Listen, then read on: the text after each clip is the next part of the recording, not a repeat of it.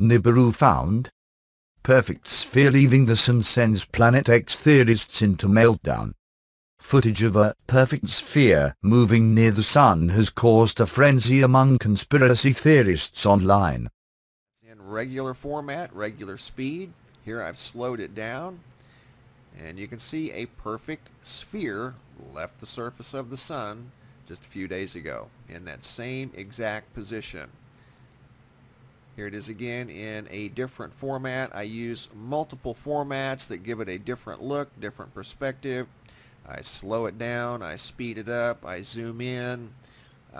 It's a perfect sphere, just like we saw back in 2012. And honestly, since 2012, I think I can only count maybe 4 times that this has occurred. It's a very rare phenomenon. The last time I saw this, it occurred on the right-hand side of the sun at around the 4 o'clock position. And it was a very large, perfectly round sphere. And it detached at a pretty high rate of speed. But that umbilical cord incident that we saw in 2012, that was one of a kind. Haven't really seen anything like that since. Very rare occurrence. Much like this here. I mean, we don't see this very often. Here's some still shots of this perfectly round sphere that detached and went off into the universe. And it remained intact for as long as you could see it on the SOHO LASCO C2 and C3 instrument. The unexplained object seems to be nearly transparent as it moves away from the star, leaving a fiery trail of gas as it moves into the atmosphere. According to MRMBB 333, the footage was caught on the early hours of Christmas Eve, December the 24th, from NASA's Solar and Heliospheric Observatory spacecraft. "We don't see this very often," he continues while describing the baffling clip. And viewers are convinced the footage is proof of Nibiru.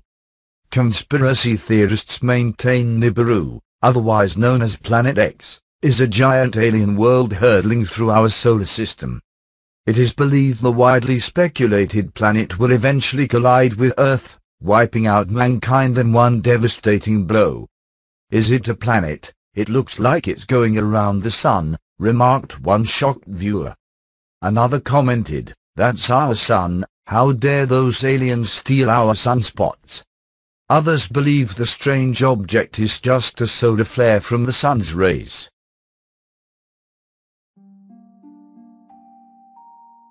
A news article released by CNN grabbed little attention. Maybe more of us would have noticed it if we did not get sidetracked by the great Black Friday deals flashing next to it. Even for space enthusiasts like me, I failed to notice this news till just now. I was busy reading the follow-up story about the interstellar asteroid Oumuamua. The cigar-shaped visitor, I believe, is actually a spaceship since its discovery on October 19, 2017. Let's be fair. The Oumuamua discovery did mark a new era in space. We now have a confirmed sighting of the first interstellar object, in a shape we can't explain, and at a speed hard to imagine, and with a flight path out of a science fiction novel. It is most likely a spaceship, but scientists insist on calling it a rock. Maybe we should just call Oumuamua a rock star. That and other recent discoveries proves that space is full of surprises, and we really don't know all that much about it. For example, do you know the legendary Planet X does exist? There is evidence in Wikipedia about a large planet in our solar system with a highly elliptical orbit. It may be the planet Sumerians, called Nibiru, or we can call it Trumrumrum or Keenanen. It may arrive in 20 years or 20,000 years. But what we thought to be impossible has now been proven. Maybe I should not have brought up Nibiru, as it is a very controversial topic. Some people have said Nibiru will be here soon. Some have said it already passed, and some think we should lock up anyone who believes in Nibiru, because most of us can't see Nibiru in the night sky. So most people believe that if it does exist, it must be light years away, right? Yes and no. Let me point you to the story I read yesterday on Oumuamua, our interstellar visitor. Scientists called Oumuamua moving fast. Quote, it is now 124 million miles from Earth, about the distance between Mars and Jupiter. It will pass Saturn's orbit in January 2019 and then leave our solar system. Okay, think about it. If we did not see Oumuamua till it flew by and passed us, and it takes only another year for it to fly out of our solar system, how much time do you think we will have when... So, don't get excited over news like this, but try to read between the lines. Let's now look at the news I found on November 15. Scientists announced a newly discovered planet 11 light years away that could support life. It is exoplanet Ross 128b. It orbits its star Ross 128 every 9.9 days. Ross 128b is not only similar to Earth in size, but also has a similar surface temperature and mild radiation exposure. It is 1.38 times our radiation on Earth. It is in a quiet neighborhood, as its sun rarely has solar outbursts like Proxima Centauri, our closest neighbor, and TRAPPIST-1, the neighbor 39 light years away with 7 rocky planets. I don't know where scientists get their data from, but they seem to know so much about these exoplanets, but clueless on other basic information. For example, we know its surface temperature and the exact radiation exposure, but not sure if it is in the Goldilocks zone?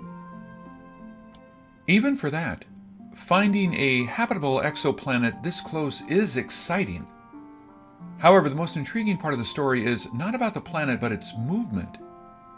Do you know Ross 128, currently 11 light years away, is moving towards us? According to CNN, Ross 128 will be our closest star in 79,000 years. Assuming the numbers and calculations are all correct, let's see what that may mean. Our current closest neighbor, Proxima Centauri, is 4.2 light years away. This means Ross 128 needs to move 7 light years in 79,000 years to claim the closest spot. 7 light years means 4,116,000 million miles. Divide that by 79,000, you will get 521 million miles per year, or 1.427 million miles per day, which is 59,476 miles per hour, and 991 miles per minute. Basically, these two stars are moving towards each other at 16.5 miles per second. How fast is that? The fastest rocket we have is 376 miles per hour. Compare that with 59,476 miles per hour, the speed at which Ross 128 is approaching us. If you still have no idea how fast that is, consider the average speed of the recent interstellar visitor. A 2017 U1 is traveling at 16.26 miles per second, and that is slower than the speed of Ross 128 is approaching our sun. You may wonder if we are crazy worrying about a star that far away. Well, think about it this way. It may take 79,000 years for Ross to become our closest neighbor, but it won't stop there. What will happen if it is on a collision course with us? What happens if there are other stars like it? What if those are even closer, or move faster? Have you heard about the binary star system? Can Ross 128 be our sun's twin? If not, why do these two stars run so fast towards each other? Many scientists think our sun is part of a binary star system. Could Ross 128 be part of our long-lost family? Do you know how big our solar system is? Based on what we know today, icy objects orbiting the Sun can be as far as 1.87 light years away. This means Ross 128 can move into our solar system at current speeds in just 100,000 years. What do you call it if you don't want to call that nemesis? Isn't it funny how much information may come out when you digest what is in the news? You may not have all the information to get a conviction, but I will vote for indictment based on what we have now. Hopefully, we will soon know more to zoom in on finding our sun's twin. This is Ken Peters. Thank you for watching.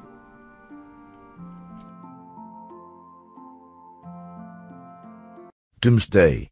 Here we go again. Fresh reports claim that the end of the world is nigh. Forgetting that we were all a little burned out by the 2012 end of Maya calendar debacle, outlets such as the Daily Express are claiming that the rapture, the end-time event when Christians are said to ascend to heaven at the second coming of Christ, is coming April the 23rd, and we should get ready for it. In case you were inclined to jump on the Armageddon bandwagon, know this: the reports are bogus, and the celestial bodies aren't even in the predicted position for this supposed doomsday to occur. According to the Daily Express, it claims the position of the planets on April the 23rd, 2019, echoes language in the Bible from Revelation 12, 1-2. The New International Version of that passage, according to BibleGateway.com, says, "A great sign appeared in heaven, a woman clothed with the sun, with the moon under her feet and a crown of 12 stars on her head. She was pregnant, and cried out in pain as she was about to give birth." The Daily Express's source says this passage refers to the second coming of Jesus Christ and the beginning of the rapture. Further, they say the passage refers to Virgo, a woman from Greek and Roman mythology.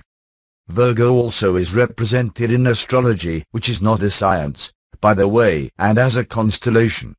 On April the 23rd, the Sun and Moon will be in Virgo, as will Jupiter, which represents the Messiah, the Daily Express report says. Experts at first dismissed this claim when they discovered this alignment happens every 12 years.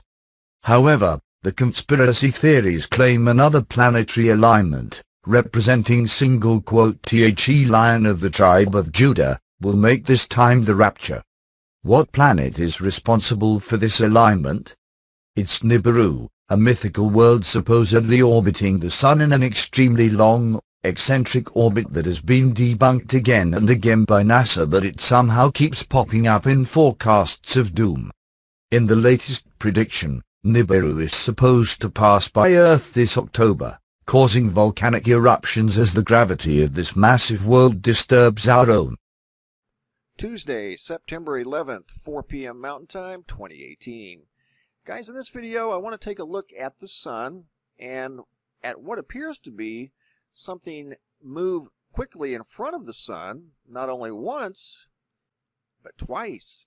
I got several emails and several messages about this phenomenon that occurred just a couple of days ago. And if you go to the website under the Sun tab, you'll see this very phenomenon here at the SDO data.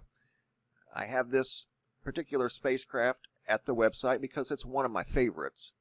On the 9th, at least something spectacular appeared in the spacecraft. And it's not necessarily anything new. This has happened many times before, but I gotta admit, the first time I saw it, I thought we had a rogue planet on the loose. I was sure of it, until I did some research and understood how this spacecraft actually works.